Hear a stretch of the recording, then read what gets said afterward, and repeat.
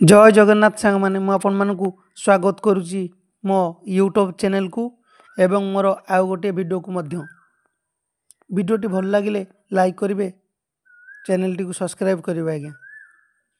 आज टॉपिक हेउची आपण माने निश्चित भाव में थंबनेल ने पढ़ी सारिथिबे एवं यही टॉपिक टी हाँ आज्ञा दस्यु रत्नाकर गोटे डाकुरु केमिति जड़े महान ऋषि रे परिणत होइतिले आसंतु सुनिबा ताको कहानी। महर्षि वाल्मीकि यही नामटी को प्राय समस्ते जानिथिबे आज्ञा।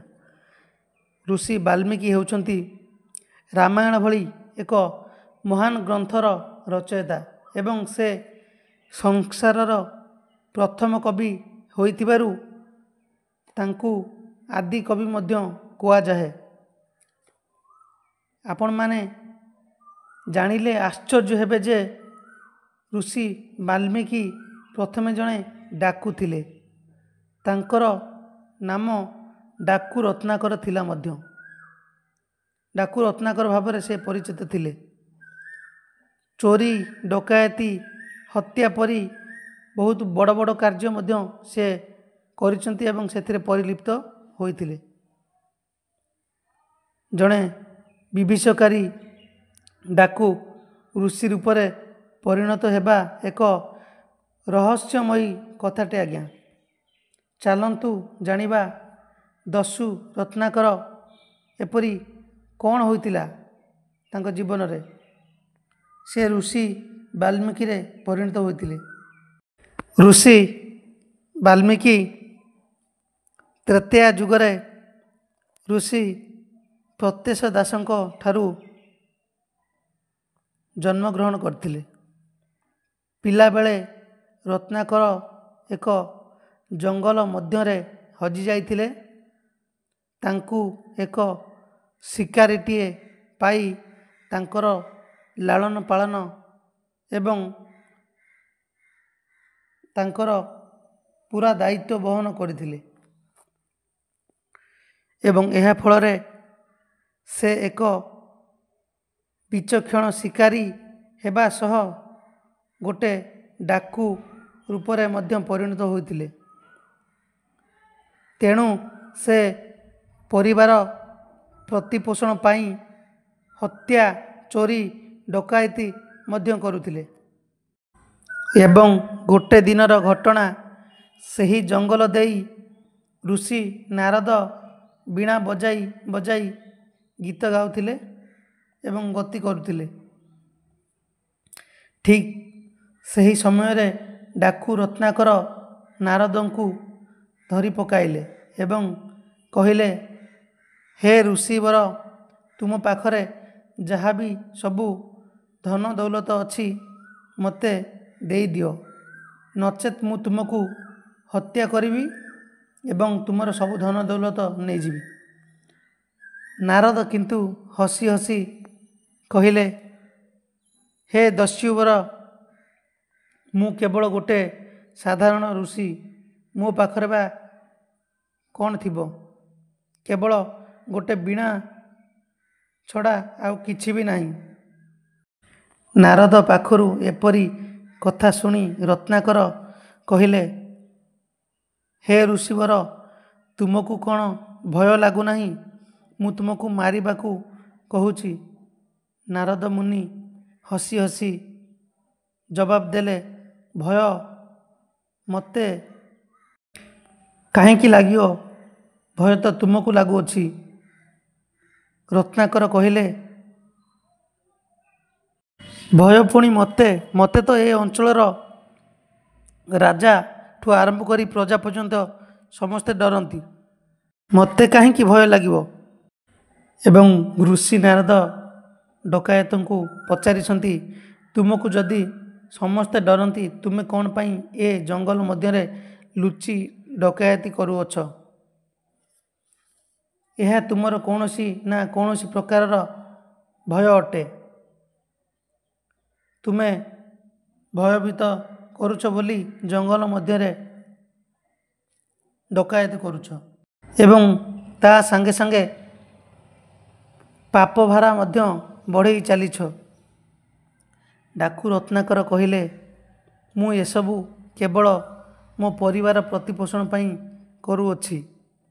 ହେଲେ ଋଷି ନାରଦ କହିଲେ, ତୁମେ ଏ ଯେଉଁ ପାପ କରୁଅଛ, ତୁମ ପାପର କ'ଣ ଭାଗିଦାର ତୁମ ପରିବାର ଲୋକ ହେବେ?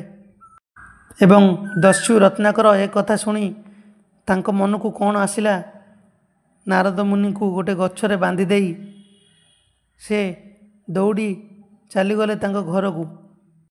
ସେ ଘରେ ପହଞ୍ଚି ପ୍ରଥମେ ନିଜର ସ୍ତ୍ରୀଙ୍କୁ ପଚାରିଲେ, ପରିବାର ପ୍ରତିପୋଷଣ ପାଇଁ ମୁଁ ଯେଉଁ ପାପ କରୁଅଛି, ତମେ ମୋ ସହ ଏ ପାପର ଭାଗିଦାର ହେଉଅଛ କି ନାହିଁ?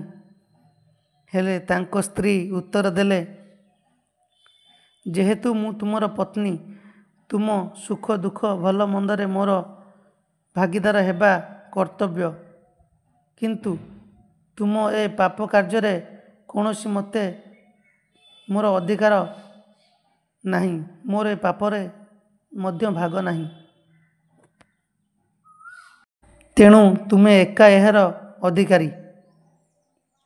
ତାପରେ ଦସ୍ୟୁବର ତାଙ୍କ ପିତାଙ୍କୁ ପଚାରିଲେ, ପିତାଶ୍ରୀ, ମୁଁ ଏ ଯେଉଁ ପରିବାର ପ୍ରତିପୋଷଣ ପାଇଁ ପାପ କାର୍ଯ୍ୟ କରୁଅଛି, ତୁମେ ସେ ପାପରେ ଭାଗିଦାର ହେଉଛ କି ମୋ ସହ? ତାଙ୍କର ପିତାଙ୍କର ଜବାବ ଥିଲା, ପୁତ୍ର, ତୁମେ ଯେହେତୁ ଗୃହସ୍ଥ ଜୀବନ ଯାପନ ବାସ କରୁଛ, ତେଣୁ ପରିବାର ପ୍ରତିପୋଷଣ କରିବା ତୁମର ଧର୍ମ ଏବଂ କାର୍ଯ୍ୟ। ତେଣୁ ତୁମ ଏହି ପାପ କାର୍ଯ୍ୟରେ ମୁଁ କାହିଁକି ଭାଗିଦାର ହେବି? ଏହା କେବଳ ତୁମର ହିଁ ପାପ କାର୍ଯ୍ୟ, ଏଥିରେ କେହି ବି ଭାଗିଦାର ହେବେ ନାହିଁ। ଏକଥା ଶୁଣି ଦସ୍ୟୁ ରତ୍ନାକରଙ୍କ ପାଦ ତଳୁ ମାଟି ଖସିଗଲା ଏବଂ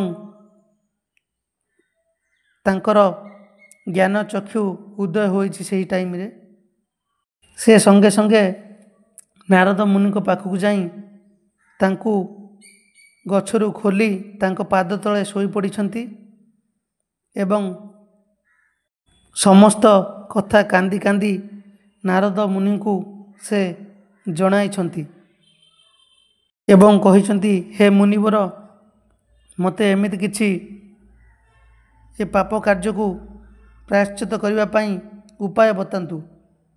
ଏବଂ ନାରଦ ମୁନି ରତ୍ନାକରଙ୍କୁ କ୍ଷମା କରି ଦେଇଛନ୍ତି ଏବଂ ଦସ୍ୟୁ ରତ୍ନାକରଙ୍କୁ ମୁକ୍ତି ଉପାୟ ପାଇଁ କେବଳ ରାମ ନାମ ଜପିବାକୁ କହିଛନ୍ତି। ଦସ୍ୟୁ ରତ୍ନାକର ଏକ ବୃକ୍ଷ ମୂଳରେ ବସି ରାମ ନାମ ଜପିବା ଆରମ୍ଭ କଲା ବେଳେ ତାଙ୍କର ପାପ ମୁଖରେ ରାମଙ୍କ ନାମ ଭଳି ପବିତ୍ର ନାମ ପଶିନାହିଁ ଏବଂ ସେ ମରା ମରା କହିଛନ୍ତି ଏବଂ ଉଚ୍ଚାରଣ କରିଛନ୍ତି, ଯାହାକି ରାମ ନାମରେ ପରିଣତ ହୋଇଅଛି। ଏବଂ ପ୍ରଭୁ ଶ୍ରୀରାମଙ୍କ ନାମ ଜପି ଜପି ମହର୍ଷିରେ ସେ ପରିଣତ ହୋଇଛନ୍ତି। ତେଣୁ ସେଥିପାଇଁ କୁହାଯାଇଛି, ପାପକୁ ଘୃଣା କର, ପାପୀ କି ନୁହେଁ। ପାପୀ ବ୍ୟକ୍ତିଙ୍କୁ ଯଦି ସଠିକ୍ ଉପଯୁକ୍ତ ମାର୍ଗ ଦର୍ଶନ କରାଯାଏ, ତେବେ ସେ ଦିନେ ନା ଦିନେ ମହାନ ବ୍ୟକ୍ତିରେ ପରିଣତ ହୋଇଯିବେ।